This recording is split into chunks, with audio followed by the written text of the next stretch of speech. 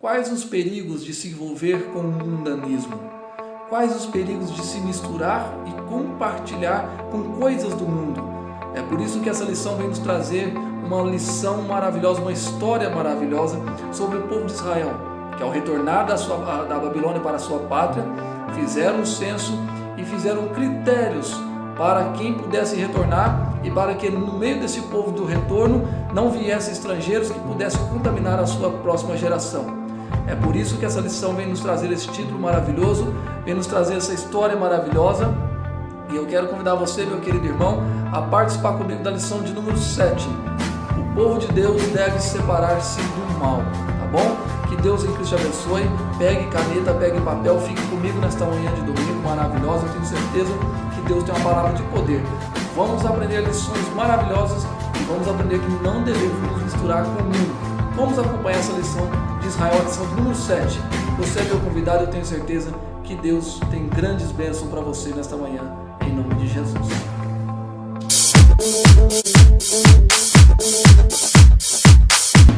Bom dia, meu querido irmão, a paz do Senhor Jesus seja sobre você e sobre a sua família, sobre toda a tua casa, nesta manhã de domingo, esta manhã maravilhosa. Hoje o cenário está um pouco improvisado aqui, mas eu tenho certeza que nós vamos falar dessa lição de número 7, uma lição maravilhosa que tem muito a nos acrescentar, tá bom? Essa lição de número 7, ela traz o título: O povo de Deus deve separar-se do mal.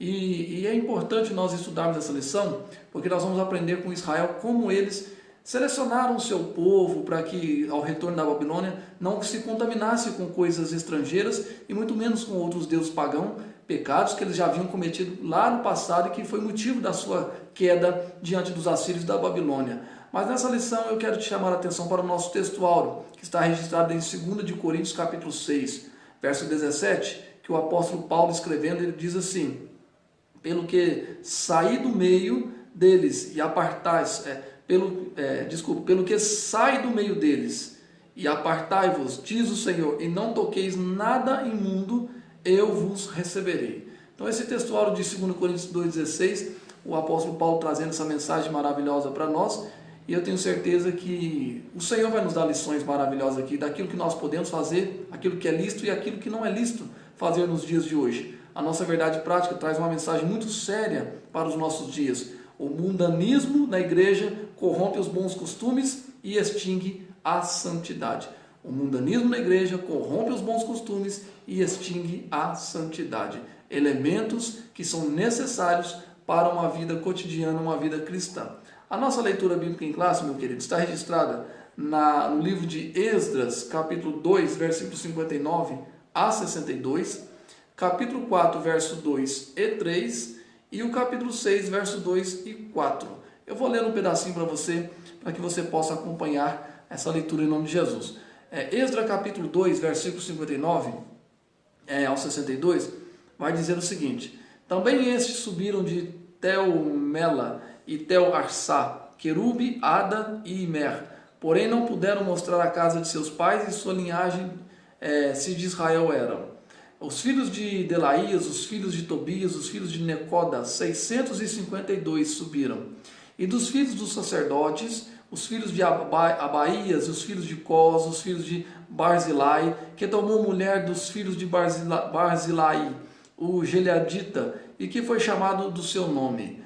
Estes buscavam seu registro entre os que estavam registrados nas genealogias, mas não se acharam, tá? Não se acharam nas genealogias de Israel, pelo que por imundos foram rejeitados e do sacerdócio.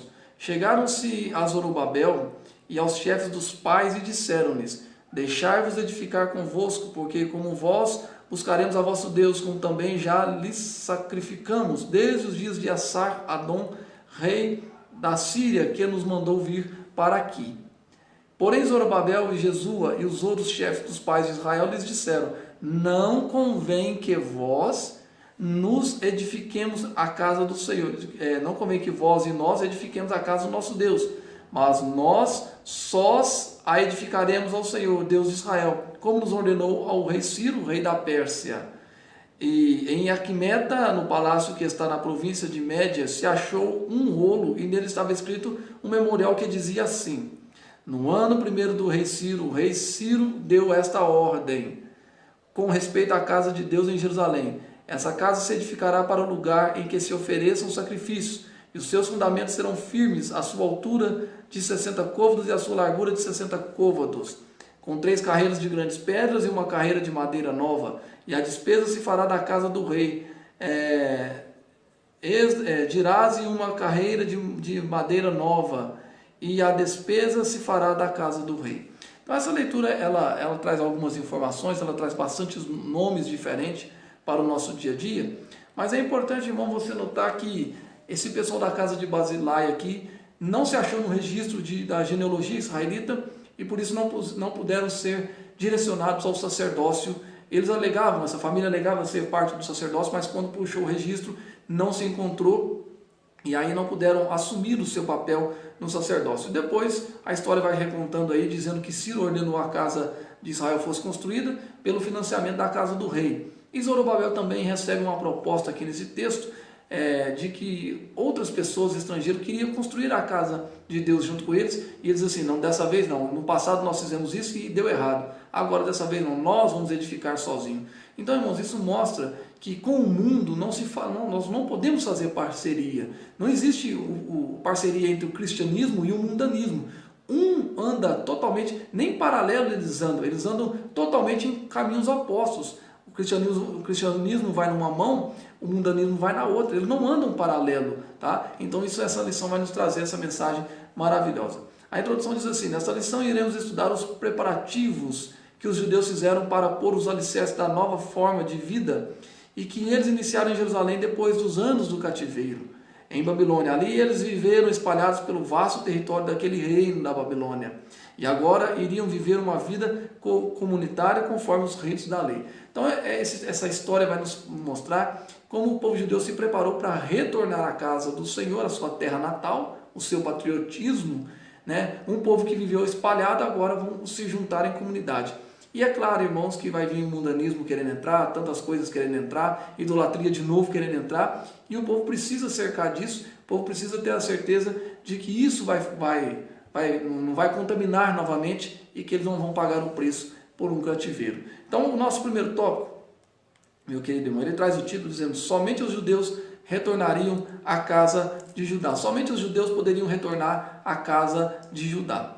Para uma pessoa ser considerada apta para fazer parte do grupo que iria transferir-se para Jerusalém, exigia-se que desse prova de sua linhagem. Então a pessoa não era só falar, eu quero voltar, tem que dar prova da linhagem, tem que mostrar que você é sangue judaico, né? Tem que mostrar. E aí vamos encontrar algumas pessoas que não se encaixou, tá? Que provasse ser realmente Israel. Na primeira triagem foram excluídas 652 pessoas, não passaram da triagem.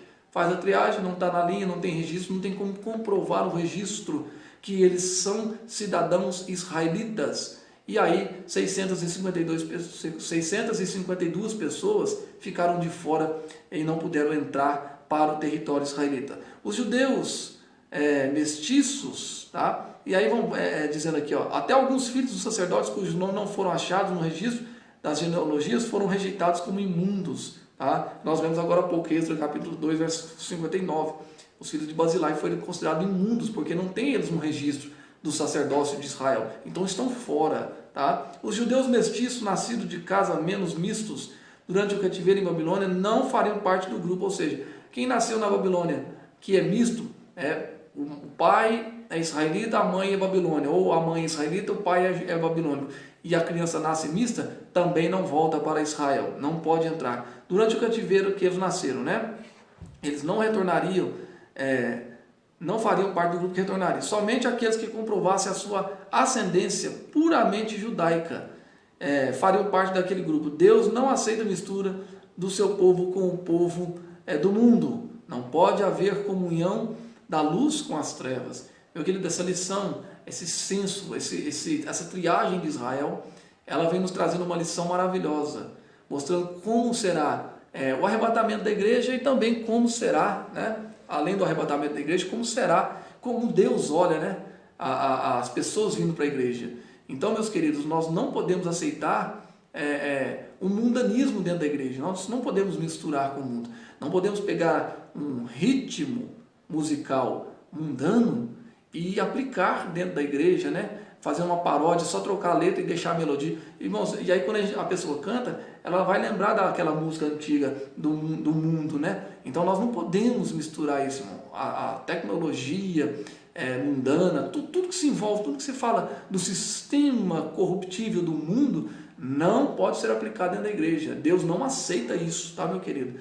A história de Israel registrava uma amarga experiência nesse sentido. Quando os israelitas, libertados pela mão do Senhor, se preparavam para ir a Canaã, um grande povo de mistura não israelita queria acompanhá-los. Foi exatamente essa gente que durante o trajeto pelo deserto foi fonte inspiradora de murmuração, Números capítulo 11, verso 4. Então por que teve gente que saiu do Egito junto com Israel? Vamos aproveitar que nós estamos aqui, o Egito liberou, vamos sair também, vamos tentar uma nova vida aí fora. Aí saíram e foram para Israel. Justamente esse povo fez Israel murmurar no deserto. E Deus disse, agora basta, eu não quero mais esse tipo de mistura. Meu querido, quem anda com pessoas, vamos dizer, pessoas não, quem anda no sistema mundano, né, o cristão que quer andar segundo o sistema mundano, ele vai murmurar. E a murmuração é um pecado grave, é um pecado perigoso, tá? E para entrar no céu também, lá no Salmo 15, você vai ler o cidadão, já traz, a epígrafe do texto já traz, né? Quem é o cidadão do céu? E aí o texto começa dizendo, Senhor, quem habitará no teu santo santuário? Quem habitará no teu santo monte? Tá? Mostra a característica do cidadão do céu. Isso também fala de arrebatamento, irmão. No céu não entra sistema do mundanismo. O próprio Senhor disse a João no Apocalipse, de fora ficaram os cães, feiticeiros, idólatras, né? Promíscuos, imorais. Então toda essa turma vai ficar de fora, homicidas, não podem entrar no céu. E aí, irmãos, vale a gente pensar o nosso comportamento nesses dias, como está o meu comportamento, como está o seu comportamento nesses dias atuais. Então vamos relembrar e vamos pensar nisso, tá, meu querido? Para a gente não sofrer com consequências, tá? Com consequências e até mesmo correr o risco de ficar fora da salvação. A Bíblia diz, estreita é a porta e apertado o caminho que leva à vida eterna, Mateus 7,14. A Bíblia diz isso. Não é lucro, e sim grave prejuízo alguém querer facilitar a entrada de mistura de gente, dando maior ênfase à quantidade do que à qualidade. Tem pessoas que infelizmente acham que encher a igreja, estar cheia, os bancos da igreja estarem cheios de gente, aquele montoeiro, né, é sinal de sucesso. Não é.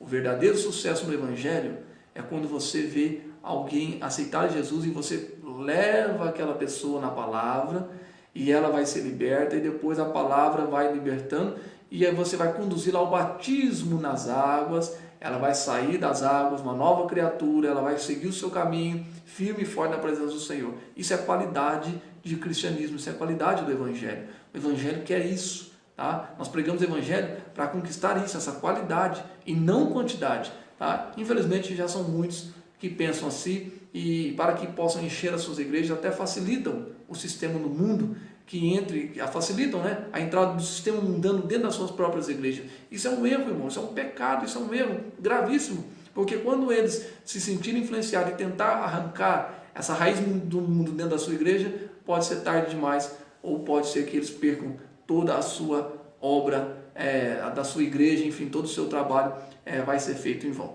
Então, irmãos, a lição vem trazendo isso, tá? O primeiro tópico vem trazendo isso, tá? Somente os judeus retornaram a Judá, somente o cristão lavado e remido no sangue de Cristo pode herdar o céu, somente o cristão lavado e remido no sangue de Cristo pode entrar na presença de Deus. Então, irmão, vamos nos preocupar, né, com as nossas atitudes, com os nossos objetivos, como está a nossa vida atual hoje. Será que eu estou mais inclinado ao mundo ou estou mais inclinado às coisas do Espírito? Tomara que você esteja inclinado às coisas do Espírito, porque vem aí o tópico 2 e eu tenho certeza que Deus vai continuar falando aos nossos corações em o nome de Jesus.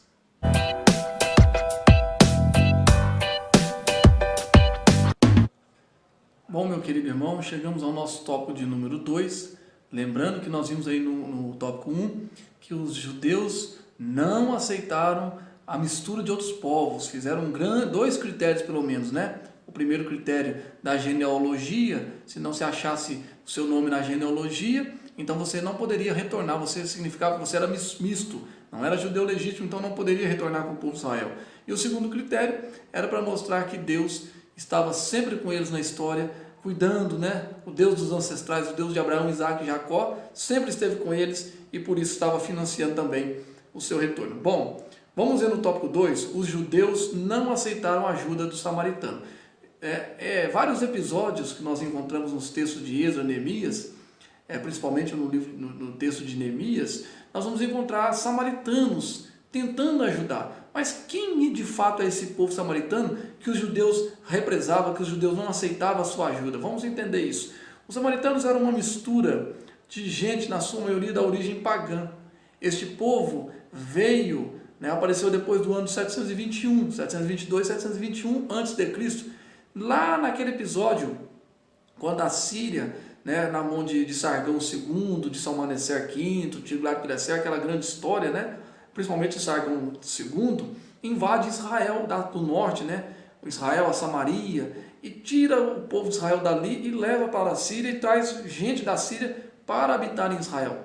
E era uma das técnicas da Síria, uma das técnicas de guerra da Síria, era a miscigenação. Tirar gente do país original e trazer para um país estrangeiro. Por quê? Porque assim enfraquecia a política, a sociedade e também a economia. Tá? Era a forma deles fazer guerra e desestabilizar toda a economia, toda a política, toda a socialidade de um país atacado. Bom, eles fizeram isso com Israel, trouxe gente de Cush, do Egito, da Etiópia, muita gente misturada ali, que esse povo agora forma uma classe que morava em Samaria, então logo agora ficou conhecido como os samaritanos. Quando o reino de Israel, falamos aqui de Sargão II, que atacou, por ordem do rei da Síria foram trazidos os povos de Babel, olha lá, Babel, Cuta, Ava, Amate, Servavaim, e habitaram na cidade de Samaria. Essa gente se misturavam, e começaram a habitar em Samaria em lugar de sacerdotes, e tomaram Samaria em herança e habitaram em suas cidades. Está registrado em 2 de Reis 17 e 24, quando você vai encontrar esses povos sendo colocados dentro de Samaria e assumindo sacerdócio, assumindo corregência. Tobias, Sambalate é um desses que são governantes, e assumia a corregência. Enfim, irmãos, esse povo trouxe muito problema para Israel. Posteriormente, o rei da Síria enviou-lhes um sacerdote dos israelitas para ensinar ao povo da terra o temor de Deus. Assim os samaritanos temiam o Senhor, mas também serviam aos seus deuses. Então era um negócio assim, nós respeitamos o povo de Israel porque nós estamos na terra deles, aprendemos sobre o Deus deles, mas nós também temos o nosso Deus pelo qual nós não abrimos mão, pelo qual nós queremos continuar a nossa adoração. E aí, isso está registrado tudo em 2 de Reis, tá bom, meu querido? Tudo em 2 de Reis, capítulo 17, versículo 24 em diante, você vai ver essa história aí. Aceitaram o ensino do sacerdote, mas não deixaram a sua idolatria. O sacerdote veio para ensinar, mas não deixou a idolatria. Representam muito bem uma vida da carne, da qual a idolatria é uma expressão, conforme Gálatas 5, capítulo 5, verso 20. Meu querido, quando a gente vem para a igreja, quando uma pessoa vem para a igreja, nós jamais podemos dizer assim, olha, vem para a igreja que não importa como você está, não importa onde você vive, como você está, da forma que você anda, com o seu estilo, permaneça com o seu estilo desde que você adora o Senhor. Não, nós não podemos pensar dessa maneira, porque imagina você, uma pessoa vindo de uma outra religião, uma religião pagã, e aí ela vem para a igreja e quer continuar com seus costumes. Eu me lembro uma certa vez que eu estava numa igreja, eu era líder de jovens, e nós ganhamos um rapaz para Jesus, e durante o culto ele chegou com uma Bíblia de uma outra igreja, uma Bíblia enorme, tamanho dessa tela nossa aqui, uma Bíblia enorme, mas muito grande mesmo, E ele disse assim, olha, eu tenho essa Bíblia porque minha avó é da igreja tal, a minha mãe também é da igreja tal, e é a única Bíblia que nós temos em casa. E ele disse, serve essa Bíblia? Eu disse, olha, essa Bíblia, ela tem um diferencial. Aí eu tive que explicar para ele que a Bíblia dele era diferente da nossa, porque a dele mostraria toda a idolatria, a certos santos, a certos deuses, e que a nossa Bíblia não trazia isso, apenas trazia o conteúdo da história de Cristo, ela é cristocêntrica. E aí nós mostramos para ele e acabamos presenteando ele com uma Bíblia, e ele ficou todo satisfeito, todo alegre. Por que eu estou te contando isso, irmão? Para que você entenda, de uma vez por todas, que a pessoa, quando ela vir para a igreja, nós precisamos orar para que o Espírito Santo convença ela de todas as coisas. Tá? O Espírito Santo é que convence da verdade. O que é? Ela vai se adaptar, ela vai trocar suas vestes, ela vai... o que ela praticava, ela não vai praticar mais. Todo esse processo vai acontecer na vida dela, diferente do que aconteceu com Israel. O sacerdote, ao invés de ensinar o povo a abandonar a idolatria, não, ele adequou o judaísmo ao paganismo que o povo de Samaria, os novos habitantes de Samaria queriam. Então ele adaptou o judaísmo dentro da idolatria samaritana. E aí é claro que deu errado. Jamais podemos adaptar um sistema mundano de uma outra religião dentro de uma seita, de uma religião pagã, dentro do cristianismo. Não funciona, irmão. O cristianismo ele é puro, o cristianismo ele é santo, ele não aceita mistura, ele não aceita recheios diferentes, né? Então temos que pensar sempre nisso, tá? Sempre temos que pensar nisso, que o cristianismo ele deve ser praticado de forma pura. Bom, quando o povo samaritano estava lá e o povo de judeu veio edificar, os samaritanos ofereceram cooperação aos judeus. Nós vamos fazer uma parceria, vamos fechar negócio, vamos fazer negócio, vamos todo mundo adorar junto aqui. Qual foi a resposta? Quando os judeus começaram a construção do templo, os samaritanos ofereceram-se para cooperar. Está lá em Êxodo 4:1, que foi tema da nossa lição passada. Os judeus, porém, rejeitaram firmemente a proposta. Igualmente, quando da construção dos muros, a cooperação dos samaritanos foram recusadas. Está lá em Neemias 6:23, que foi tema da nossa lição passada. Eles não aceitavam, diziam, olha, vocês são samaritanos, vocês não têm nada a ver com nossos deuses, já tivemos com o nosso Deus, né, melhor dizendo, nós já tivemos problema com essa mistura, nós não queremos cair no mesmo erro. Meu querido irmão, você que é cristão, você que está na casa do Senhor, você que gosta de cantar hinos do Senhor, você nunca deve, né, você como um novo cristão, uma nova pessoa, uma nova criatura, você nunca deve continuar com a prática mundana. Se você gostava de um sertanejo mundão, né, um raizão, agora você não ouve mais. Se você ouvia um samba mundano, agora você não ouve mais. E não adianta você querer se adaptar isso ao cristianismo, porque não vai encaixar, meu querido. O cristianismo, o louvor, a música cristã, ela é direcionada a Deus. O salmista escreveu isso no Salmo 141, Salmo 142, dizendo, suba a minha oração perante tua face como incenso. Tudo que a gente libera, tudo que sai da nossa boca em forma de cântico na igreja, na presença do Senhor, que sai em forma de louvor, sobe ao céu. E claro que as músicas mundanas não vai subir ao céu, elas têm o seu direcionamento. Qual é? Massagear o ego humano. Massagear o ego humano, né? Massagear o ego da moça sofrida, do homem que perdeu a esposa, da esposa que perdeu o marido, da traição, daquela coisa toda. É massagear o ego da pessoa. Prometer vingança, ensinar vingança, tudo isso são canções, tudo isso são ideologias embutidas dentro das canções, dentro dos textos, dentro das novelas, dentro de tudo que o mundanismo oferece. Já o cristianismo oferece vida. Jesus diz assim, olha, eu tenho vida, eu vim para que você tenha vida, e vida com abundância. O cristianismo oferece isso para você. Então, meu querido, abandone essas velhas práticas, permaneça na presença do Senhor, não aceite essas parcerias de samaritanos, porque vai dar problema para você no futuro, assim como Israel também aprendeu a lição. Como também daqueles que causam divisão. Olha que interessante, igualmente devemos nos afastar daqueles que têm uma vida irregular. Está cheio de pessoas com vidas irregular, dentro da casa do Senhor, no cotidiano, tá? Se elas estiverem na casa do Senhor, é até bom que o Espírito Santo vai convencendo, vai limpando. Mas, infelizmente, existe uma palavra chamada cauterização da mente, e tem pessoas que não se abrem, não deixam isso melhorar. Você vai achar isso muito no livro de Jeremias, principalmente em Jeremias capítulo 17, o povo de Israel está com o coração e a mente cauterizada, porque não tem nada que penetra ali e consegue convencê-los de que eles estavam errados. Então, meu querido, o conselho hoje é isso, afastar-se de pessoas irregulares. A pessoa está te fazendo mal, essa pessoa te contamina, é uma pessoa que quando você conversa com ela, quando você está com ela, ela faz você pecar com facilidade, afaste-se dela, abandone isso, tá? Em nome de Jesus. Muitas pessoas ficam presas até em relacionamentos, né? Quando estão namorando, os meninos, as meninas estão namorando, e às vezes o namorado e a namorada não é aquilo que você almeja, não é aquele projeto, ele não está dentro do bojo, né, do seu projeto, das promessas de Deus para a sua vida, e você fica insistindo, não. Chega uma hora que você precisa tomar uma decisão. né?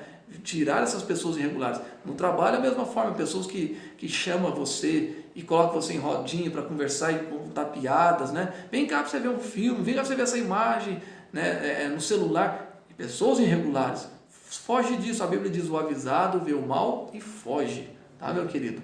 Essas pessoas também causam divisões e você deve evitar essas pessoas, tá? Os samaritanos procuraram apresentar-se com os judeus, tá? Casaram-se com as filhas dos judeus e deram filhas aos judeus em casamento. Alguns caíram nessa armadilha, está lá em Êxodo capítulo 9, verso 1 e 2. Este assunto é tão sério e importante que merece um estudo em separado, o que iremos fazer na lição de número 12, quando nós vamos ver como é que Esdras disse: olha, essas mulheres estrangeiras, esses rapazes estrangeiros não podem permanecer no nosso meio, retire-os, tá? E teve casos de pessoas que não quis abrir mão, foi embora junto, tá, meu querido? Porque essa parceria com os samaritanos ia fazer muito mal a Israel, ia trazer de novo a idolatria, e agora eles precisavam purificar-se disso, tá?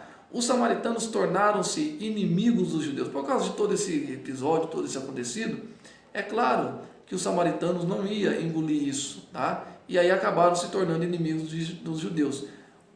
Primeiro, os samaritanos invejaram os judeus. Antes dos judeus terem chegado a Jerusalém, os samaritanos tinham uma certa liderança na região, mandavam naquela região. Quando os judeus chegaram e começaram a sacrificar ao único Deus e verdadeiro e adorá-lo, então a atenção dos habitantes da região passou para os judeus. É claro, apresentou uma nova forma de culto, uma alegria, um novo estilo de vida, um novo momento de vida, tá? Então é claro que o povo ia se inclinar aos judeus, porque tem coisa nova, o evangelho é coisa nova, o cristianismo traz coisa nova, né? E aí, meu querido, o que aconteceu? Os samaritanos perderam a sua posição privilegiada e encheram-se de inveja. Isso sempre foi assim. Os fariseus tinham inveja de Jesus, os sacerdotes tinham inveja da igreja, porque ela apresentava coisa melhor do que eles tinham para apresentar. Segundo ponto, os samaritanos imaginaram que se conseguisse associar aos judeus, gozariam do mesmo privilégio que estes. Por quê? Porque o rei financiou a construção, o rei mandou carta, mandou liderança com carta, o rei Ciro financiou a reconstrução de muro, de Artaxerxes, né? Assuero financiou a reconstrução do muro, Ciro refinanciou a construção do templo. Então os samaritanos querem morder o bolo, né? Todo mundo quer pegar uma fatia do bolo. Meu querido, está cheio de pessoas desse jeito e nós precisamos nos afastar dessas pessoas. Por quê? Porque elas no seu coração traz ódio, tá? Velado, e transformou-se em inimizade declarada. Quando os judeus não o rejeitaram, não aceitaram os samaritanos participar desses privilégios, então nasceu um ódio tremendo no coração dos samaritanos e uma inimizade declarada, que isso vai arrastar até nos tempos de Jesus, até que Jesus chega lá em João 4, e a Bíblia diz no Evangelho de João 4:4 que era necessário que Jesus atravessasse a Samaria. Por quê? Porque ele ia consertar esse problema lá, ele ia quebrar essa inimizade. Só Jesus pode fazer isso. Meu querido, que essa mensagem possa estar entrando no seu coração. É uma lição para nós, é um alerta para nós, é chamar, é puxar a nossa orelha essa lição, porque nós jamais podemos nos adaptar com o sistema do mundo, tá bom, meu querido? Nós vamos para o tópico 3, junto com o tópico 3 nós vamos fazer o tópico de número 4, são 4 tópicos dessa lição, nós vamos fazer o 3 e o 2 juntos, e nós vamos continuar falando dessa mensagem maravilhosa e vamos aprender lições, tá? De comportamento, de relacionamento com o mundo, e eu tenho certeza que o Espírito Santo vai nos convencer de muita coisa boa aí, e ainda vamos desfrutar nessa manhã de grandes vitórias e bênçãos da parte do Senhor. Fica comigo, vamos ao tópico 3 e o tópico 4 em nome de Jesus.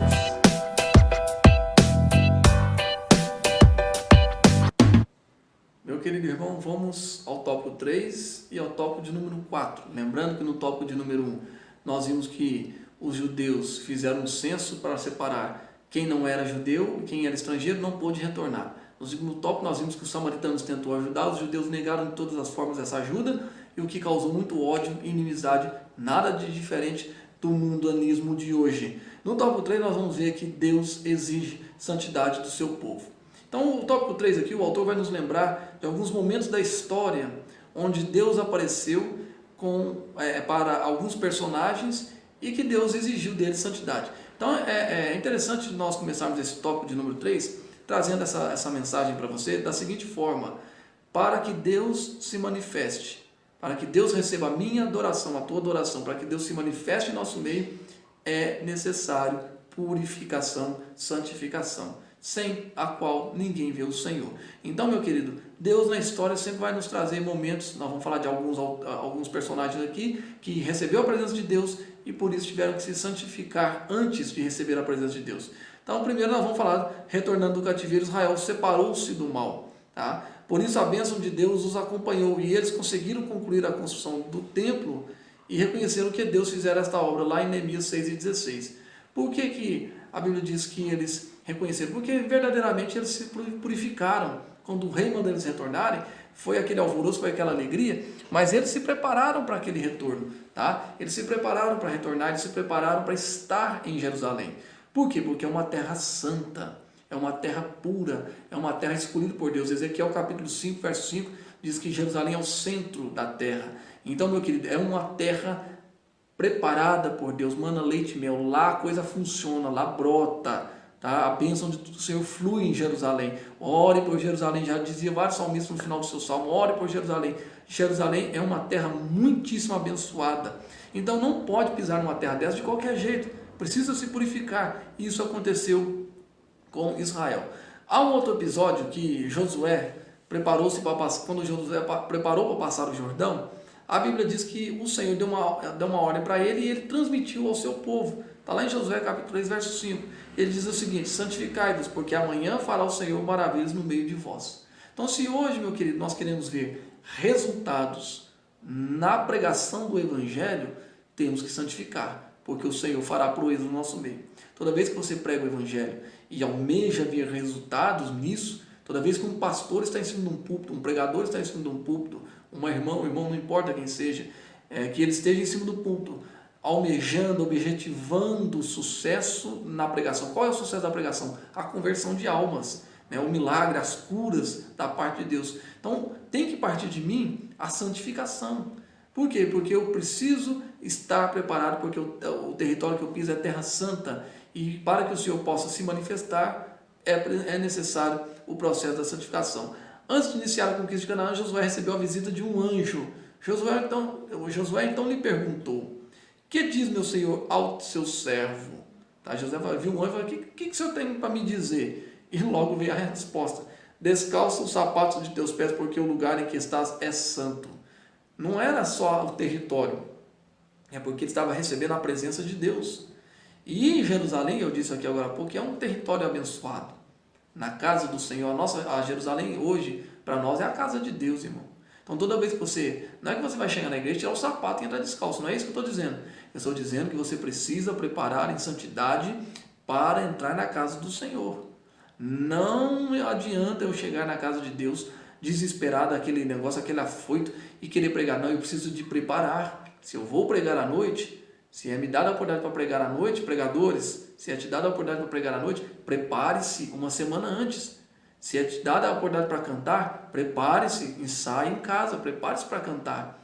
O que vai fazer, o que você for fazer na casa do Senhor, prepare-se para fazer. Porque quando você assume a tribuna, o lugar é santo, o lugar é consagrado. Tá? A casa do Senhor exige isso, tá, meu querido? Para que o Senhor se manifeste. É daí que a gente temos hoje muitas pregações, muitos pregadores, muitos pastores que se frustram na jornada ministerial, porque pregam, não vê sucesso, não vê resultado. Não estou dizendo sucesso financeiro, estou dizendo sucesso de quantidade e qualidade, qualitativo, melhor dizendo, tá? Que é as pessoas aceitarem a Jesus, aceitarem o Evangelho, tá? E muitos não conseguem fazer isso, por quê? Porque não se preparam e não se santificam. O anjo visita ao acampamento israelita. Antes de iniciar a conquista de Canaã, eu falei, Josué recebeu aí a visita do anjo, e o anjo deu essa notícia para ele: descalça os teus pés, porque o lugar que tu pisa é terra santa. Bom, eles não fizeram isso. A Bíblia diz que conta a história que eles iam dominar Jerusalém, a cidade de Canaã. Eles entraram em Jericó, conquistou Jericó, mas quando a próxima cidade que viria à frente, eles tinham que conquistar, era a cidade de Ai, uma cidade pequena. E a Bíblia diz que o Senhor mandou santificar, mas alguém não se santificou, tá? Que era Acã. E a Bíblia diz que por causa de uma boa capa babilônica, uma boa capa babilônica e uma barra de ouro, ele fez todo Israel cair diante da cidade de Ai e foram derrotados. Tá? Você vai encontrar esse episódio em Josué capítulo 7, verso 11 e 13, e também lá no livro do profeta Oséias, capítulo 2, quando o Senhor diz para eles: olha, eu vou fazer vocês voltar ao vale de Acor e vou tirar a vergonha de vocês. Tá? E o vale de Acor é o vale da vergonha. Foi o dia que Israel foi derrotado pela menor cidade que eles enfrentaram, a cidade de Ai. Foram derrotados por menos de 2.000 pessoas, derrotou o exército de Israel, porque alguém lá dentro não se santificou. O pecado descoberto foi desarraigado, e então disse Josué: levanta-te e sobe a Ai. Olha que eu te tenho dado na tua mão o rei de Ai, e o seu povo, e a sua cidade e a sua terra. Depois que eles tiraram Acã e sua família de dentro do arraial, de dentro do acampamento israelita, que santificou o povo, então Deus diz assim: agora sobe de novo, eu entreguei o rei na tua mão. Meu querido, Deus está pronto para te abençoar. Deus está pronto para derramar bênçãos sobre a minha vida e sobre a tua vida. Deus está pronto para usar o nosso ministério. Deus está pronto para fazer muitas coisas na tua vida. Mas é necessário um preparo. É necessário que eu e você estejamos preparados para entrarmos na presença do grande Deus. Eu pregava e ministrava na escola dominical de domingo passado para os nossos irmãos, e falando sobre Salomão. Quando Salomão foi inaugurar o templo, e a Bíblia diz que ele, não satisfeito com toda a riqueza que ele investiu no templo, com 20 anos de construção de templo, com todo o ouro, toda a prata que ele investiu ali, não satisfeito com isso, ele se sentia que ele tinha que fazer algo a mais. E a Bíblia diz que ele se atirou sobre o altar. Ele deitou sobre o altar e ali ele falou: Senhor, eu não tenho mais nada para oferecer, eu te ofereço a minha vida, eu entrego a minha vida. Meu querido, quando você entrar na presença do Senhor, atire-se no altar. Entregue tudo na presença do Senhor, santifique-se, prepare-se para assistir um culto. Infelizmente, tem pessoas que chegam no culto correndo, parece que nem se preparou para assistir o culto. E aí, irmãos, ficam ali igual barata com o olho seco, né? Não reage, não faz nada. Então, meu querido, não seja desse tipo de pessoa. Quando você entrar na presença do Senhor, entre com alegria. A Bíblia diz que celebrai com júbilo ao Senhor, celebrai com palmas, celebrai com cânticos, com danças. Entre na presença do Senhor com alegria, tá? Entre para glorificar, seja como um menino na presença do Senhor, que veio para extravasar. Essa é a verdade, essa palavra que eu quero usar, a palavra extravasar. Um menino se extravasa na presença do Senhor, tá? O menino, quando está recebendo o presente do pai, ele se extravasa, ele quer brincar, ele quer usar, ele quer fazer, enfim, seja assim também na presença do Senhor, porque o Senhor vai agradar de ti, tá bom, meu querido? Bom, esse é o nosso tópico de número 3, relembrando aqui os personagens que se santificaram na presença do Senhor. Agora nós vamos ao nosso tópico 4, que é um conselho do autor para as nossas vidas. Devemos manter uma vida de separação do mal. Tá? Vamos encerrar essa lição nessa manhã de domingo falando sobre esse assunto. Os judeus mantiveram-se separados dos samaritanos, que representavam ali o mal na vida deles. Se os judeus tivessem aberto a porta para uma união com os samaritanos, meus irmãos, esses provavelmente iam mostrados afáveis e pacíficos no início. Tá? Igual os geobonitas que enganaram Josué lá no passado. Aí quando Josué foi atacar, eles falaram: você não pode nos atacar. Ah, não, porque nós temos uma aliança. Mas quem é vocês? Nós somos aquele povo que encontrou você no caminho, fingindo ser nômades, e você aceitou a nossa parceria. Agora não pode se atacar a gente. E quando os gebionitas entraram numa guerra, Israel foi chamado: nós precisamos de vocês, nós temos uma aliança. Israel lutou e perdeu vários homens nessa batalha. Então, meu querido, não poderiam os israelitas aceitarem essa parceria com os samaritanos. Tá? No início eles iriam parecer afáveis, pacíficos, mas teriam perturbado a união que havia entre os judeus. Teriam participado do culto dos judeus e afastado a presença do Senhor, uma vez que Deus não se une à idolatria. Vale a pena manter a separação do mundo. Então não adianta nós querermos imitar o mundo, não adianta querer sermos imitadores do mundo. A Bíblia, o apóstolo Paulo recomenda: sede meus imitadores, como eu também sou de Cristo.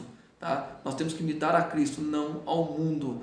A Bíblia mostra também, meu querido, servos de Deus que duvidaram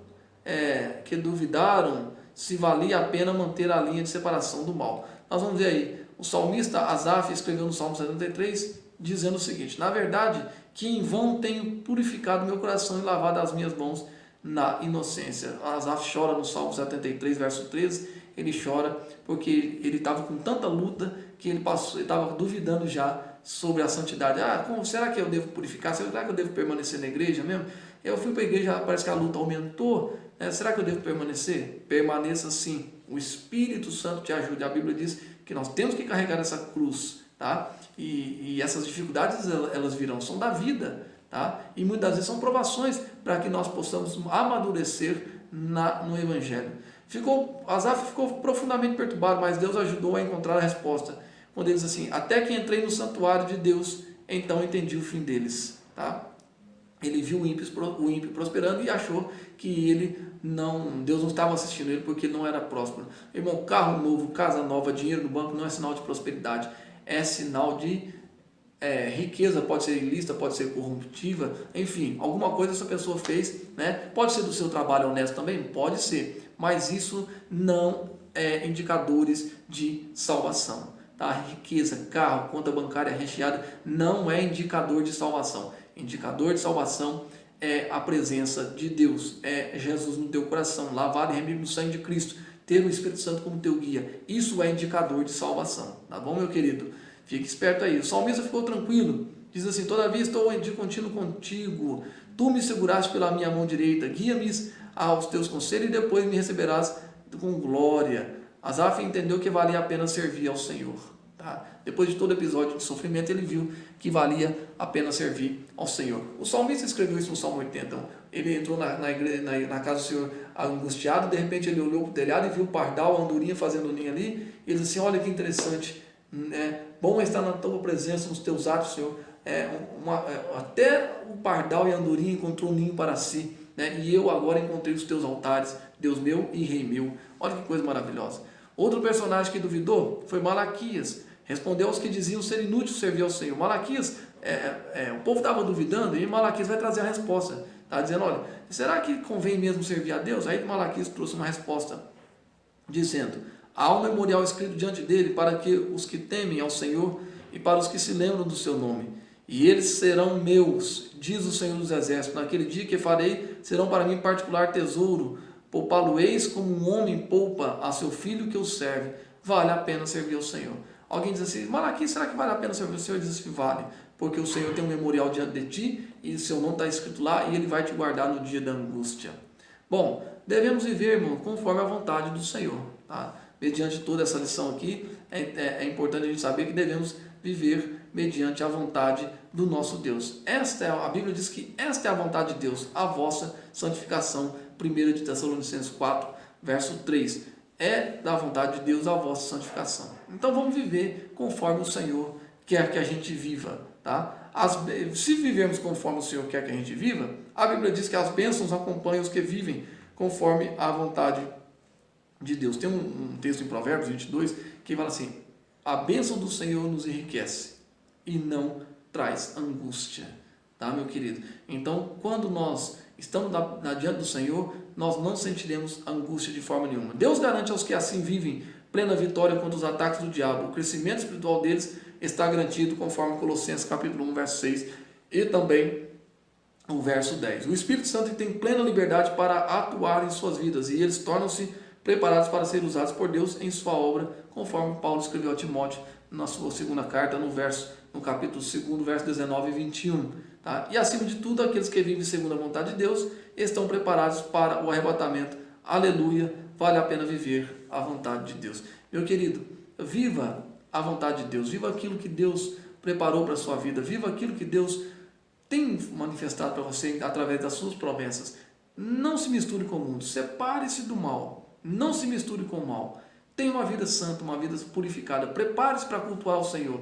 Eu tenho certeza que fazendo assim, você alcança a santificação e muito em breve você vai ser arrebatado junto com a igreja e aí de vez por todas nós iremos nos tornarmos pessoas perfeitas em Cristo Jesus, tá bom? Eu quero orar por você para nós encerrarmos essa lição de domingo. Como eu disse no início, estamos improvisados aqui o cenário, a iluminação não ficou tão boa como nos demais vídeos, mas é porque nós não estamos em casa hoje, mas eu tenho certeza que o que vale aqui é a lição que o Senhor está nos trazendo e os ensinos que o Senhor está proporcionando para nós, que nós não vamos nos misturar com o mal, muito pelo contrário, vamos nos tornar pessoas santificadas na presença do Senhor. Curva a sua cabeça e eu oro com você nesse momento. Pai, em nome de Jesus, eu oro abençoando esse irmão, essa irmã que está assistindo esse vídeo, por tudo que nós falamos aqui, por tudo que nós aprendemos aqui, Senhor. Opere no seu coração, opere na sua vida e o nome do Senhor seja glorificado. Livra-nos de todo mal, afasta-nos do mal, não deixe com que o mundo nos contamine. Muito pelo contrário, que nós venhamos influenciar as pessoas lá fora